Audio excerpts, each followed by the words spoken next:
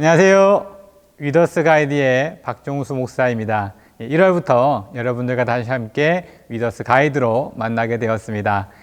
묵상 나눔과 그리고 하브루타 나눔으로 함께하게 될 가정예배, 이제 1월부터 2021년부터는요, 묵상 나눔 예배는 우리 구약으로, 그리고 하브루타 예배는 신약으로 여러분들과 함께 해보려고 합니다.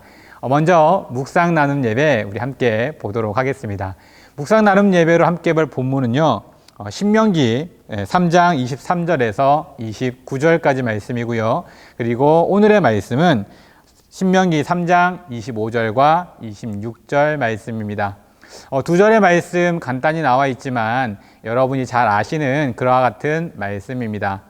신명기 3장에 있는 후반부의 말씀은요, 모세가 바로 가나안 땅 앞에서 가나안 땅으로 들어가지 못하는 그러한 내용을 다루고 있습니다. 하나님께서 모세를 통해서 가나안 땅을 이스라엘 사람들에게 약속하셨지만 정작 모세는 가나안 땅으로 들어가지 못했습니다.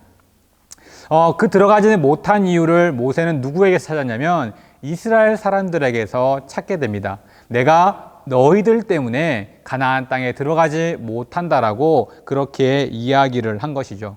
하지만 물론 이스라엘 사람들의 잘못도 있을지 모르지만 그들의 잘못을 끝까지 잘 이해하고 품어왔던 모세가 결국은 그들에게 분노하는 한 장면이 나오게 되고요.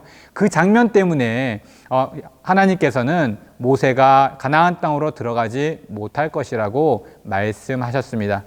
그런데 모세는 그것을 생각하지 못하고 깨닫지 못했고 오히려 이스라엘 사람들 때문에 본인이 들어가지 못한다라는 분노 아닌 분노를 내게 되는 것이죠. 이 장면을 통해서 우리가 보아야 할 것 두 가지를 함께 나눠보려고 합니다. 첫 번째는 스스로의 잘못을 깨닫지 못한 모세였습니다. 이스라엘 사람들 때문이 아니라 본인과 하나님의 개인적인 모습 속에서 자신의 잘못을 깨닫지 못했던 것입니다. 민수기 20장에는 분명히 하나님께서 모세에게 너 때문에 네가 잘못했기 때문에 내가 가나안 땅으로 들어가지 못할 것이라고 분명하게 말씀해 주셨는데 모세는 그것을 인정하지 않고 잊어버리고 있었던 것입니다. 우리와 하나님과의 관계 속에서도 회개는 굉장히 중요합니다. 우리의 잘못을 깨닫고 또 그 잘못을 인정함으로 하나님께 회개하는 것이 우리 삶에 반드시 필요합니다.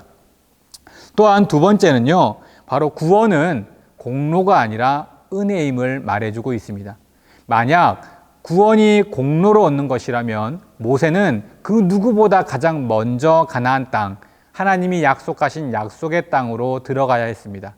하지만 모세는 그동안의 수많은 일들을 하나님 앞에서, 하나님의 부르심 앞에서 행했음에도 불구하고 결국 가나안 땅에 들어가질 못했습니다. 자신의 잘못을 인정하지 않고 깨닫지 못했던 모세는 결국 약속의 땅을 들어가지 못한 것이죠. 이것을 통해서 하나님이 우리에게 말씀하시고자 하시는 것은 구원은 공로가 아니라는 것입니다. 내 노력, 내 힘, 내가 하는 것이 아니라 전적인 하나님의 은혜임을, 그래서 감사해야 함을 우리에게 말씀해주고 있는 것입니다. 우리가 받은 구원도 마찬가지입니다. 내가 잘했거나 내가 믿어서가 아니라 하나님이 약속하셨고 그 약속대로 우리에게 은혜를 베푸셨기 때문입니다. 그 은혜에 날마다 감사하는 그와 같은 모습이 되어져야 할 것입니다. 함께 나눌 나눔은요, 회개해야 할 일들이 있다면 우리 다시 한번 생각해보고 함께 나누어 봅시다 하고요. 두 번째는 이게 정말 하나님이 하신 일이구나 하고 깨달은 것이 있다면 내 능력으로, 내 힘으로 내가 한 것 같이 보였지만 그것이 아니라 정말로 하나님이 나를 통해 이루셨구나 라고 생각되는 그와 같은 경험이 있다면 함께 나누어 보면 좋겠습니다. 그래서 우리 묵상 나눔 예배로 함께 서로의 나눔을 통해서 은혜가 되는 시간이 되면 좋겠습니다. 네, 두 번째는요, 하브루타 예배입니다. 하브루타 예배 본문은요, 마태복음 5장 17절에서 20절까지 말씀이고요. 함께 보실 말씀은 마태복음 5장 19절 오늘의 말씀입니다. 이 말씀을 통해서 우리가 함께 나누려고 하는 것은 예수님이 우리에게 말씀하신 말씀, 특히나 5장에서 7장까지는 산상수훈으로 우리에게 주신 말씀이죠. 그래서 오늘 본문에서는 율법에 대해 이야기하시면서 내가 온 것은 율법을 완성하러 오셨다, 그렇게 말씀하고 계십니다. 그러면 예수님께서 말씀하고 계신 율법의 완성은 과연 무엇일까? 우리에게 어떤 의미가 있을까? 함께 보려고 합니다.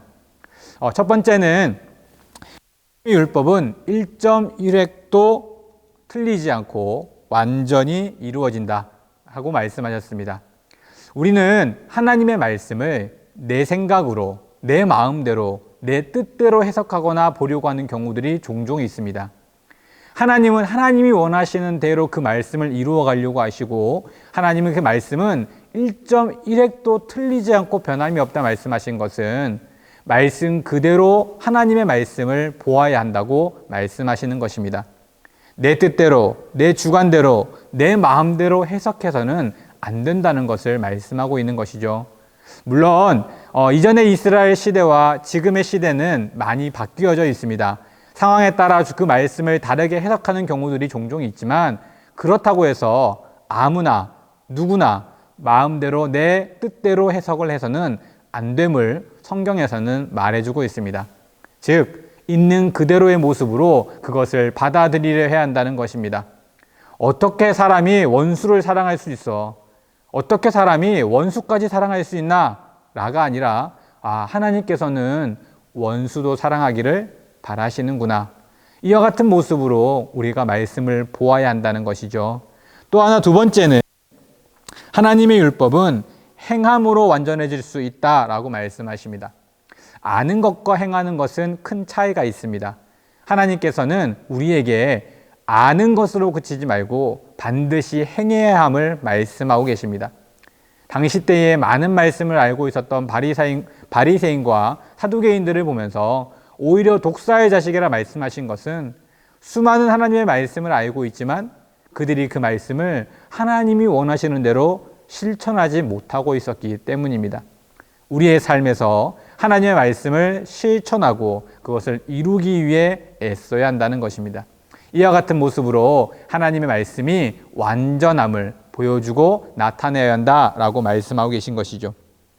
그럼 이것을 통해서 우리가 함께 질문하고 나누어야 할 내용은요, 율법의 완전함은 무엇인가요? 오늘 본문에 1, 2번으로 잘 설명되어져 있다고 생각합니다. 그리고 1.1획도 없어지지 않는다는 예수님의 말씀은 무슨 뜻인가요? 1.1획도 없어지지 않는다는 것은 글자 그대로의 모습이라기보다는요, 하나님 명령하신 그 명령을 그대로 지키려고 하는 그와 같은 모습일 것입니다. 이와 같은 모습으로 우리 함께 나누고, 또한 그 외에 여러 가지 많은 질문이 있다면 서로 질문하면서 더 큰 은혜가 있기를 바라겠습니다. 이번 한 주도 여러분 가정 안에서 하나님을 예배하고 또 그 예배를 통해서 서로 큰 은혜가 되는 한 주가 되셨으면 좋겠습니다. 감사합니다.